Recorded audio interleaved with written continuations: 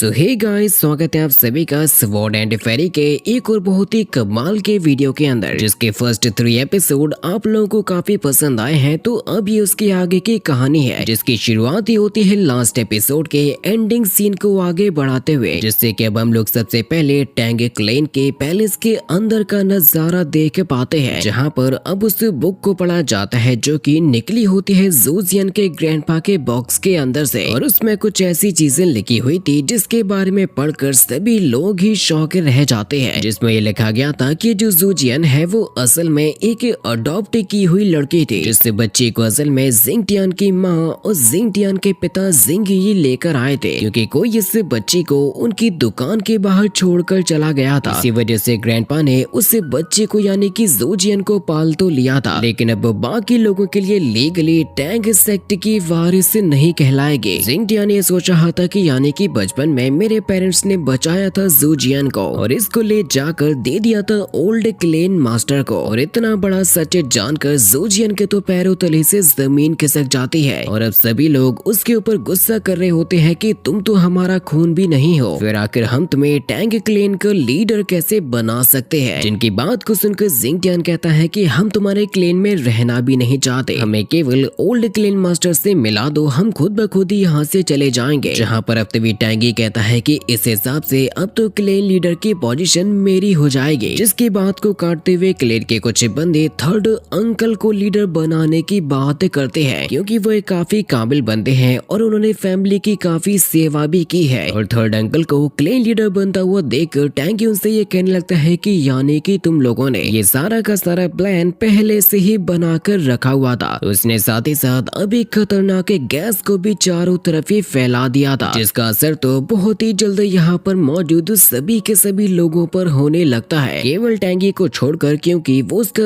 Antidote पहले से ही ले चुका था। टैंगी कहता है कि आप लोगों को मेरा पॉइजन ड्रैगन पाउडर कैसा लगा। वो थर्ड अंकल से ये कहता है कि तुमने तो कभी ये सोचा नहीं होगा कि मेरे जैसा नौकर क्लेन लीडर भी बन पाएगा, क्योंकि तुम लोगों ने आज तक मुझे कभी भी अपने परिवार का हिस्सा माना ही नहीं था। अच्छे तरीके से जानते हो कि मेरा टैलेंट तुम सभी में से सबसे ज्यादा है, लेकिन अब देखो तो सरा, ये सारा का सारा टैंग क्लेन मेरी हथेली में आकर समा गया। लेकिन तभी इसकी पॉकेट से हुआयिंग निकलकर जिंगटियान और ज़ोजियन को ठीक कर देता है, जिससे कि फिर अब तुरंत ही इन लोगों के बीच में एक काफी खतरनाक फाइट भी होने लगती है, क्योंकि अब ज़ोजियन और जिंगटियान दोनों ही मिलकर मुकाबला कर रहे थे टैंगी का। ये दोनों के दोनों अब बहुत ही कमाल के फाइटर्स बन चुके थे और टैंगी को बराबरी की टक्कर भी देते हैं। टैंगी उन लोगों के साथ में फाइट करते हुए तभी अपने के पॉइजन को यूज करने की कोशिश करता है, लेकिन उससे पॉइजन गैस को जाकर तुरंत ही हुआयिंग ने अपनी बॉडी के अंदर एब्जॉर्ब कर लिया था, और वही पॉइजन वो डाल देता है टैंगी के चेहरे पर, जो कि एक डेडली पॉइजन था। थर्ड अंकल ये कहने लग जाते हैं कि हमने कभी सोचा नहीं था कि टैंगी हमें इतना बड़ा धोखा देगा। लेकिन अब तभी लोगों के दरवाजे को खोलते हुए वहाँ पर आ चुका होता है थंडर हॉल का मास्टर लुओ रूली, जो कि यहाँ की सिचुएशन को बद से बदतर बनाने के लिए आया था, और उसने यहाँ पर आते ही टैंग सेक्ट के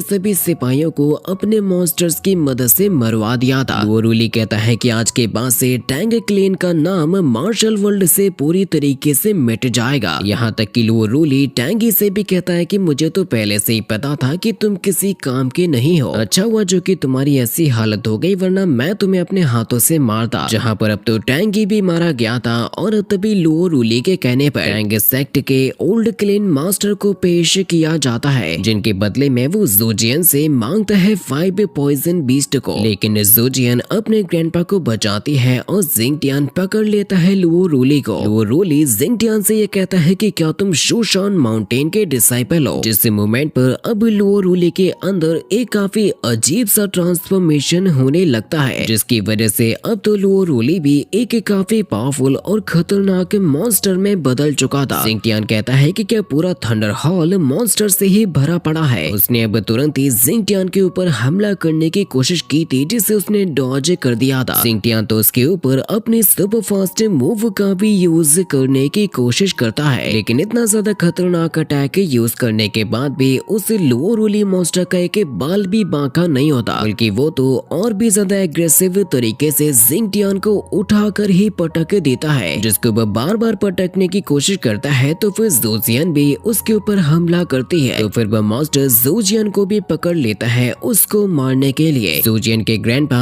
ओल्ड क्लेन मास्टर अब तभी इमॉर्टल बीस्ट से ये कहते हैं, मुझे शक्तियां दो ताकि मैं इस मॉन्स्टर को रोक सकूं। हुआ यिंग ने जैसे ही अपने पर्ल की पावर ज़ोजियन को देना शुरू किया था, उनकी बॉडी एनर्जी से एकदम चार्ज अप हो जाती है और एक एनर्जी शील्ड भी बन जाती है, जिससे कि लोअरूली मॉन्स्टर ज़ोजियन को छोड़ता है और ग्रैंडपा को मारने के लिए जाता है। लेकिन वो शील्ड तो इतनी ज्यादा पावरफुल होती है कि वो मॉन्स्टर भी उसको तोड़ नहीं पाता। लेकिन इसका जो सबसे ज्यादा बैकलैश है वो ग्रैंडपा को झेलना पड़ रहा था। वहाँ पर एनर्जी का एक धमाका होता है जिससे कि लोअरूली बाहर जाकर गिरता है, जो कि अचानक से ही एक स्प्रिट में बदलकर यहाँ से भाग गया था। लेकिन ज़ोजियन के जो ग्रैंडपा होते हैं वो अपने आखिरी मोमेंट्स पर आ गए थे, इसीलिए वो ज़ोजियन से ये कहते हैं कि बच्चे तुम रोना मत, इतने सालों से मैं बीमार था, मेरी ऐसी हालत तो होनी ही थी, लेकिन मैं अपनी टैंग फैमिली को बचाने में नाकाम रहा, मेरी वजह से सब कुछ बर्बाद हो गया। इस दुनिया के अंदर मेरी बच्ची, मैं सिर्फ और सिर्फ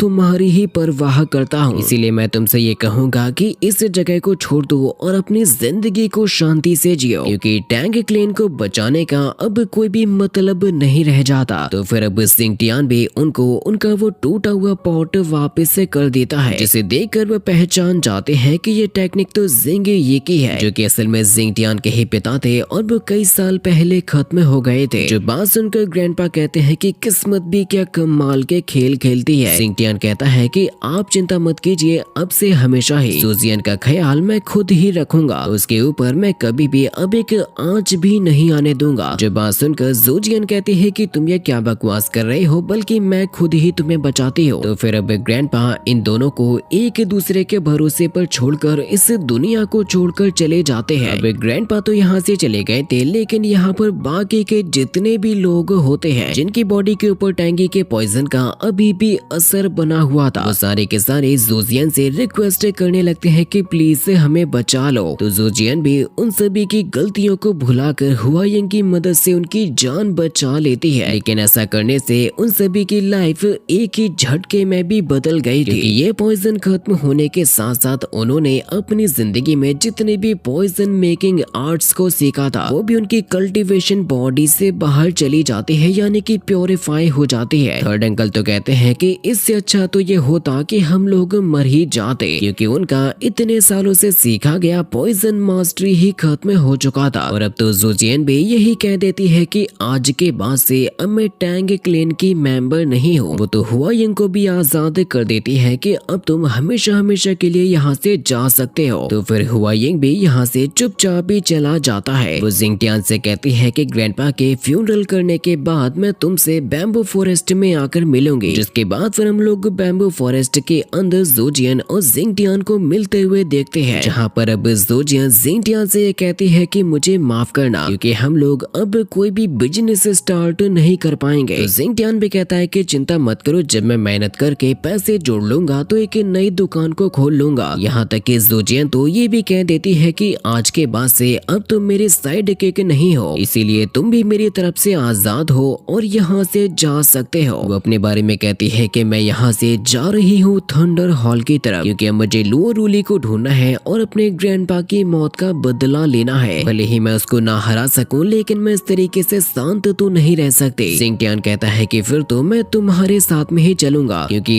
अगर हम बैटल को ना जीत पाए तो हमेशा की तरह भागे जाएंगे, क्योंकि तुम आखिर ये कैसे भूल सकती हो कि अब मैं एक हीरो बन चुका हूँ। और साथ ही साथ मैंने ओल्ड क्लेन मास्टर से तुम्हें बचाने का भी तो वादा किया था। अब अगर तुम अकेले खतरे को मोल लेने के लिए जाओगी तो मुझे तो तुम्हारा साथ देना ही पड़ेगा। ऐसा तो कहा ही जाता है कि एक से भले दो होते हैं। जिन लोगों की बातों को सुनकर अब वहाँ पर हुआ यिंग आ जाता है। ज़ोजियन कहती है कि फिर तो दो से भले तीन हो जाते हैं, और अब ये तीनों के तीनों यहाँ से अपनी एक नई जर्नी पर निकल चुके थे। चलते चलते रात हो जाती है, मौसम बिगड़ जाता है, तो वो लोग एक शेल्टर का सहारा लेते हैं, जहाँ का माहौल देखने में काफी अजीब सा होता है, लेकिन वो लोग तो आगे जलाकर वहीं पर बैठ गए थे, क्योंकि अब जैसे तैसे करके इसी जगह पर उनको अपनी रात बितानी होगी। वो दोनों के दोनों अपने अपने अलग अलग बिस्तर को लगाकर लेट जाते हैं और ज़ोजियन लिटा लेती है हुआ यिंग को। समय के साथ रात बढ़ती है, हवा से आग बुझ जाती है। ज़िंगटियान का हाथ जैसे उसकी तलवार से टच हुआ था तो उस उसमें से रस्टिंग हटने लगती है और वो एकदम चमचमाती तलवार बन जाती है, जहाँ पर अब तो साथ ही साथ हवा में फ्लॉट करते हुए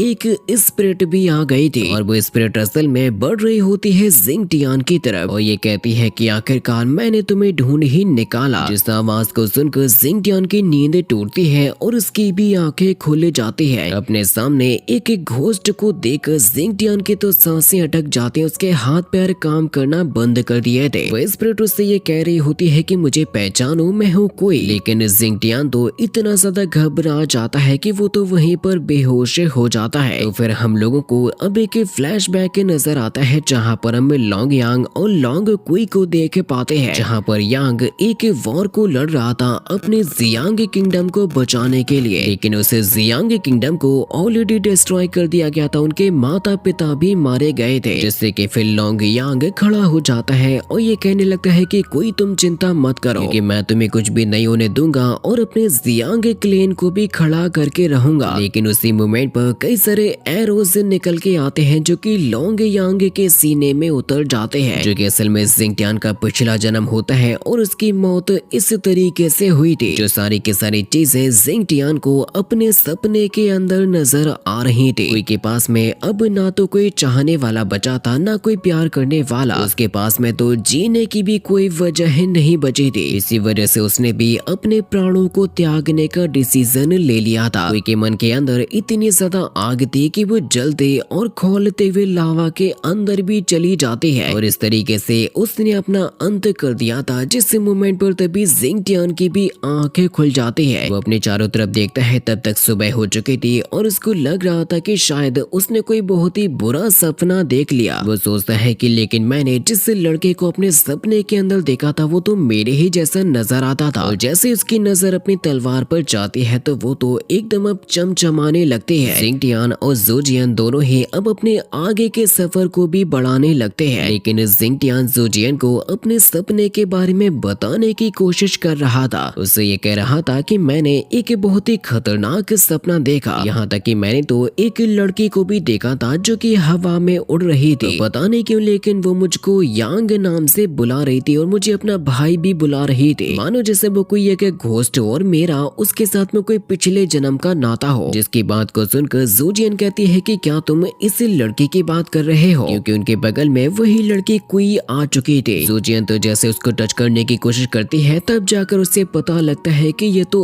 असली की घोस्ट है। केवल इतना सोचते ही जोजियन तो बेहोश ही हो जाती है। इसके बाद अब हमें माउंट शू को दिखाया जाता है जहाँ पर अब डीमंस फैलते ही जा रहे थे और उस जगह पे हम लोग 3 डिसाइपल्स को देख पाते हैं जिनको डीमंस ने घेर लिया था और वो लोग एक दूसरे से ये कहते हैं कि हम लोगों को हिम्मत नहीं हारनी है बल्कि इन डीमंस को ही मारना है। जिससे कि फिर तुरंत ही इन लोगों ने फाइट करना भी शुरू कर दिया था, जो कि वाकई में अपने स्वॉर्ड्स की मदद से कुछ डीमंस को मार भी गिराते हैं। लेकिन जैसे ये डीमन इन लोगों के ऊपर भारी पड़ने लगते हैं तो फिर इसी मोमेंट पर एंट्री होती है ब्रदर चैंकिंग की, जिसकी एबिलिटीज तो वैसे भी काफी खतरनाक लेवल की होती है, जो कि अकेले ही उन सारे के सारे डीमंस के साथ में फाइट करता है। वो डिसाइपल्स भी ये कहते हैं कि चैंकिंग यहाँ पर आ चुके हैं, मतलब अब हम लोगों की जान बच जाएगी। और वाकई में चैंकिंग की जो रफ्तार और उसकी पावर होती है वो काफी खतरनाक लेवल की थी, क्योंकि चैंकिंग जिस तरीके से डीमंस को उठा कर फेंकता है और अपने वेपन की मदद से जिस तरीके से उसने डीमंस को चीरा था वो तो नजारा ही देखने में एकदम काफी शानदार भी लग रहा था। जहाँ पर अब तो साथ ही साथ चैंकिंग ने अपनी एक फॉर्मेशन का यूज करते हुए उन सभी के सभी डीमंस की बॉडीज को भी कलेक्ट कर लिया था और वो अपने डिसाइपल से कहता है कि क्या तुम लोग ठीक हो, जो तीनों के तीनों चैंकिंग का शुक्रिया अदा करते हैं। चैंकिंग कहता है कि ऐसा मत करो क्योंकि मुझे तो ऑलरेडी माउंट शू से निकाल दिया गया है, लेकिन वो डिसाइपल उसको आज भी अपना मास्टर ही मानते हैं। चैंकिंग अब तभी उनमें से शोई नाम के बंदे से पूछता है कि मुझे बताओ जरा क्या डीमन शीलिंग पैगोडा में कुछ गड़बड़ हुई, वरना अचानक से इतने सारे डीमन क्रिएचर आकर माउंट शू में कैसे आ सकते हैं। तो ये कहता है कि आपने एकदम सही कहा, क्योंकि अभी कुछ समय पहले जब आप माउंट शू को छोड़कर गए तो डीमन शीलिंग पैगोडा को डिस्ट्रॉय कर दिया गया, जिससे कि कई सारे डीमन क्रिएचर्स भाग निकले और आज उनका असर दिखाई दे रहा है। चैंकिंग कहता है कि मैं समझा हूँ कि आखिर मोटो रियल्म के अंदर इतने सारे डीमन से कहां से आए हैं, लेकिन मुझे सबसे पहले तुम लोगों क्लेन मास्टर के बारे में बताओ। शोई कहता है कि क्लेन मास्टर किंगवे और बाकी के एल्डर्स ने मिलकर डीमन शीलिंग पैगोडा को दोबारा से शील कर दिया और हमारे माउंट शू के ज्यादातर डिसाइपल माउंटेन से नीचे चले गए हैं सभी के सभी भागे हुए डीमंस को पकड़ने के लिए। हमें तो डर था कि अगर आज यहाँ पर आप नहीं आते तो हम लोगों की तो जान ही चली जाती। वो डिसाइपल तो चैंकिंग से कहने लगते हैं कि आपको भी हमारे साथ में माउंट शू वापस से चलना चाहिए। ग्लेन मास्टर आपकी काबिलियत के बारे में अच्छे तरीके से जानते हैं, इसीलिए अब वो आपको आने से मना नहीं कर पाएंगे। तो आप भी जानते हो कि इस समय पर हमें आपकी कितनी ज्यादा जरूरत है। जो बात सुन के चैंकिंग कहता है कि अब मैं सेक्ट में वापस लौटूं या फिर ना लौटूं, लेकिन मेरा सेक्ट इतनी ज्यादा तकलीफ में रहे और मैं उसकी हेल्प ना करूं ऐसा तो कभी हो नहीं सकता। इसी वजह से अब वो खुद ही मुसीबतों से निपटेगा। जिसके बाद फिर हम लोगों को अब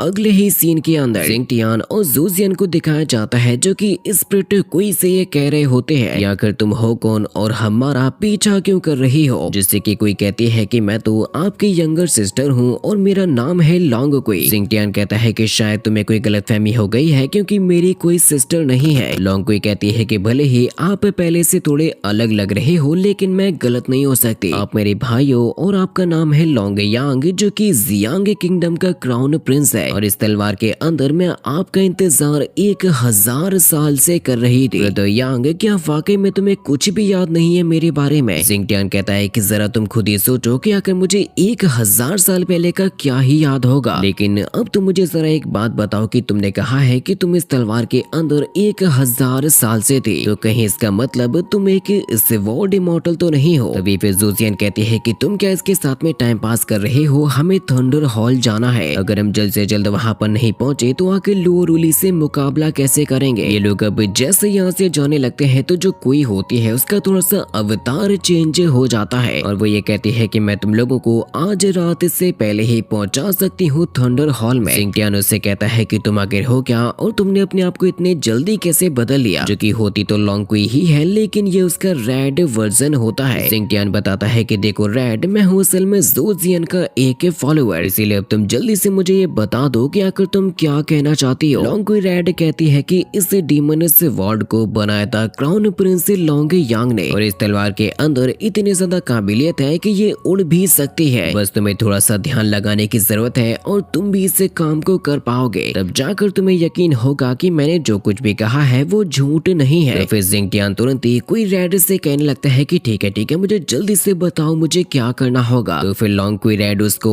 एक सीक्रेट मेथड बताती है यूज करने के लिए, जिसको जिंगटियान उस तलवार पर यूज करने की कोशिश करता है जो कि वाकई में हवा में फ्लोट करने लगती है। यहाँ तक कि जिंगटियान तो उसको कंट्रोल करते हुए उसके ऊपर खड़ा भी हो जाता है। जूजियन कहती है कि ये तलवार तो एक आदमी को भी ठीक से नहीं बिठा सकती, फिर आकर हम जल्द से जल्द वहाँ पर कैसे पहुँचेंगे। लॉन्ग कोई रेड कहती है कि चिंता मत करो, उस तलवार के अंदर तुम जैसे 10 को ले जाने की शक्ति है। फिर जिंगटियान तो उसी तलवार के ऊपर बैठा हुआ अब जूजियन को भी पकड़ लिया था, जिससे कि वे दोनों के दोनों उसी तलवार के साथ में उड़ते हुए आगे चले जा रहे थे। रास्ते में जूजियन ने डर के मारे जिंगटियान को तक पकड़ लिया था, जिससे फिर वो धीरे धीरे करके कंट्रोल करना सीख जाता है और आगे बढ़ाते ही जाता है। जो नजारा भी देखने में बहुत ही ज्यादा शानदार लेवल का लगता है क्योंकि ये लोग आसमान में उड़ रहे थे। अभी लोगों को उड़ते हुए एक गांव नजर आता है तो जिंगटियान कहता है कि हमें नीचे उतरकर पूछना चाहिए लोगों से, क्योंकि वही लोग हमें थंडर हॉल के बारे में बता सकते हैं। तो फिर अभी दोनों के दोनों उसी गांव में पहुंच जाते हैं जो कि होता है जुइडिंग माउंटेन में और उसका नाम होता है डियांग सिटी। लेकिन जब ये दोनों गांव के अंदर एंटर करते हैं तो ये जगह एकदम डेसोलेट सी लगती है। साथ ही साथ आसपास जो लोग घूम रहे थे वो देखने में ऐसे लगते हैं जैसे कि जिंदा लाशें हो। वहीं पर उन लोगों को एक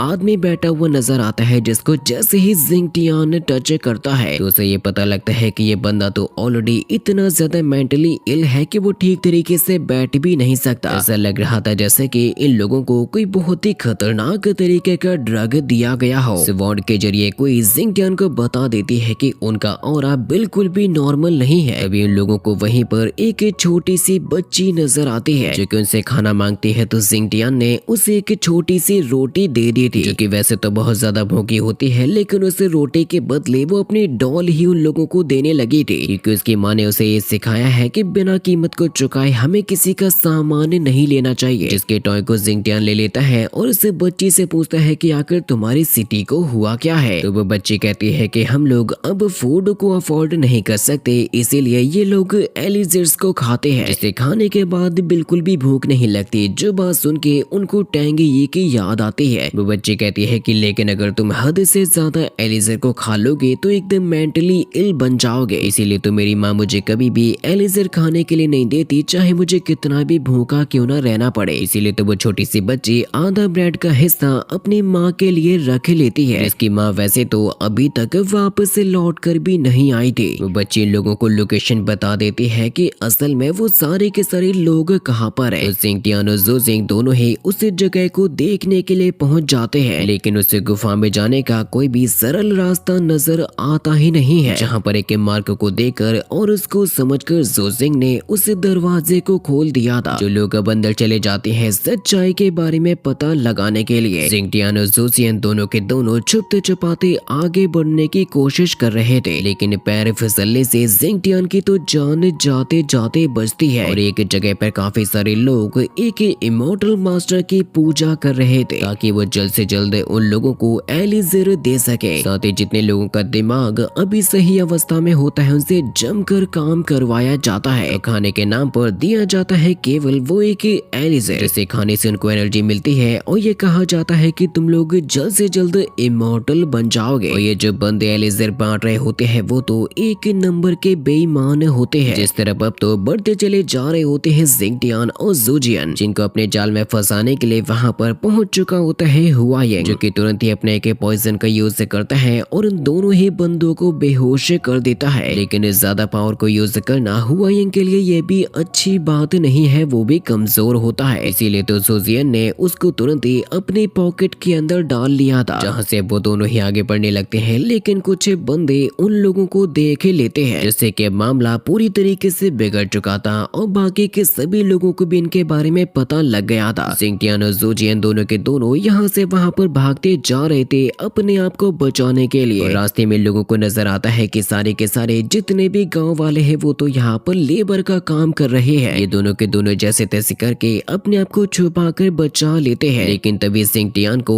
एक जगह पे नजर आते हैं ज़ी जुआन, जिसे देखने के लिए वो दोनों ही पहुंच जाते हैं और एकदम शौक रह जाते हैं। तो ज़ी जुआन ये बताती है कि मैं तो असल में यहाँ पर इन्वेस्टिगेशन करने के लिए आई थी कि वो डीमन पावर से कहां से फैल रही है, लेकिन अनफॉर्चुनेटली मैं तो खुद ही यहाँ पर लुओ रूली की कैद में आ गई। लेकिन दोस्तों तुम लोग यहाँ पर क्या कर रहे हो? जिंग टियान उस रोप को खोलने की कोशिश करता है, लेकिन ये काम इतना आसान नहीं था, क्योंकि उसे ना तो काटा जा सकता है और ना ही जलाया जा सकता है। जिससे कि अब तभी वहाँ पर रेड क्वीन आ जाती है और ये कहती है कि डीमन से वॉर्ड से रस्सी को काट सकती है। जहाँ पर वाकई में जिंग टियान ने अपने एक छोटे से स्लैश की मदद से उस रस्सी को काट भी दिया था। उससे आजाद हो जाती है और जिंग टियान से कहती है कि हम लोगों को यहाँ पर फंसे हुए लोगों को बचाने के लिए कुछ न कुछ करना होगा। इसी वजह से वे तीनों जैसे यहाँ से बाहर जाने लगते हैं तो फिर कुछ बंदे उनका पीछा करने लगे थे, लेकिन ये लोग तो रिचुअल एल्टर के नीचे आ जाते हैं, जहाँ का तो नजारा देखकर ही उन तीनों के होश उड़ गए थे। लुओ रूली के जो बंदे होते हैं उन लोगों ने तो इन तीनों पर ही हमला करना शुरू कर दिया था, जिनसे बचने के लिए ज़ी जुआन ने यहाँ पर अपने एक शील का यूज किया था, जिससे बचकर ये तीनों के तीनों भागते हैं और एक दरवाजे के सामने पहुंच जाते हैं, जिसे खोलने के अलावा और अंदर जाने के अलावा उनके पास में और कोई भी रास्ता नहीं था। बाहर खड़े हुए जो बंदे होते हैं वो कहते हैं कि अंदर तो हमारे हॉल मास्टर है, लोग वहाँ पर नहीं जा सकते वरना हमें उनके गुस्से का शिकार बनना पड़ेगा। इन तीनों ने जैसे अपने कदमों को अब आगे बढ़ाया था तो जितनी भी मशाले होती है वो अपने आप ही जलने लगती है, लेकिन साथ ही साथ इन लोगों को चौकन्ना भी रहना होगा हर सिचुएशन से बचने के लिए। वहाँ पर एक ब्लडी अल्टर मौजूद होता है, जिसके अंदर बैठा होता है कि बहुत ही खतरनाक डीमन, जो कि कोई और नहीं बल्कि असल में होता है लुओ रूली, और वो और भी ज्यादा खतरनाक बन चुका है। वो इन लोगों को देखकर कहता है कि क्या तुम लोग यहाँ पर मरने के लिए आए हो? ज़ो जियान कहती है कि लुओ रूली तुम्हारी वजह से मेरे ग्रैंडपा मारे गए, मैं उसका बदला लेने के लिए आई हूँ। ज़ो जियान कहती है कि तुम डीमन पावर्स को समन करते हो, बल्कि अब तो खुद ही एक डीमन बन गए हो। मुझे बताओ जरा आखिर तुम्हारे पास में ये सारी पावर्स से कहां से आ रही है? कौन तुम्हें ये ज्ञान दे रहा है? लुओ रूली कहता है कि वैसे ज़ी जुआन मैंने सोचा था कि तुम्हें कुछ और दिन तक जिंदा रखूंगा, लेकिन अब तो मुझे लगता है कि शायद तुम्हें पहले ही जान से मार देना चाहिए। जिसके तुरंत ही बाद अब इन लोगों के बीच में काफी खतरनाक लेवल की फाइट स्टार्ट हो जाती है। लुओ रूली केवल उनको अपने सिंगल अटैक्स के साथ में 2 जोर फेंकते जा रहा था। लोरूली जैसे यहाँ पर जिंगटियान को मारने की कोशिश करता है तो जीजुआन भी उसके ऊपर अपने पावर्स का यूज करती है। इसके पावर से वैसे वाकई में काबिल तारीफ होती है। जोजियन ज्यादा कुछ तो नहीं कर पाती, लेकिन जिंगटियान काफी अच्छे तरीके से उसका मुकाबला करता है। लेकिन अब तो वो भी ज्यादा देर तक टिक ही नहीं पा रहा था, जिससे कि जीजुआन तो उसको कमजोर बनाने की कोशिश कर रही थी। लोरूली के पावर लेवल काफी खतरनाक था और अब वो जोजियन को मारने के लिए जा रहा था। वो तो जोजियन को पकड़ भी लेता है और उसकी स्पिरिचुअल एनर्जी को ही एब्जॉर्ब करने लगता है, जिससे कि फिर तुरंत ही जिंगटियान के अंदर अब एक काफी खतरनाक एबिलिटी जाग जाती है, जो कि असल में होती है उसकी रोरिंग ब्लेड गेल टेक्निक। इस टेक्निक का अटैक जैसे ही उसके ऊपर हिट हुआ था तो लोरूली ने तुरंत ही अपने हाथों से छोड़ दिया होता है जोजियन को। यहाँ तक कि वो तो खुद भी नॉर्मल ह्यूमन रियल में आ चुका था और अपने इमोर्टल मास्टर को बुला रहा था। जिंगटियान उससे कहता है कि अब तुम्हारा अंत निकट है तो तुम्हें हार मान लेनी चाहिए। लेकिन फिर उसी मोमेंट पर जैसे ही अब वहाँ पर लोरूली के इमोर्टल मास्टर की एंट्री होती है, वो तो कोई और नहीं बल्कि एक्चुअली में होता है क्लेन मास्टर किंग वेई। अब आखिर किंग वेई ने धोखा क्यों दिया, इसके आगे की कहानी जानने के लिए जल्दी से चैनल को सब्सक्राइब भी कर दो।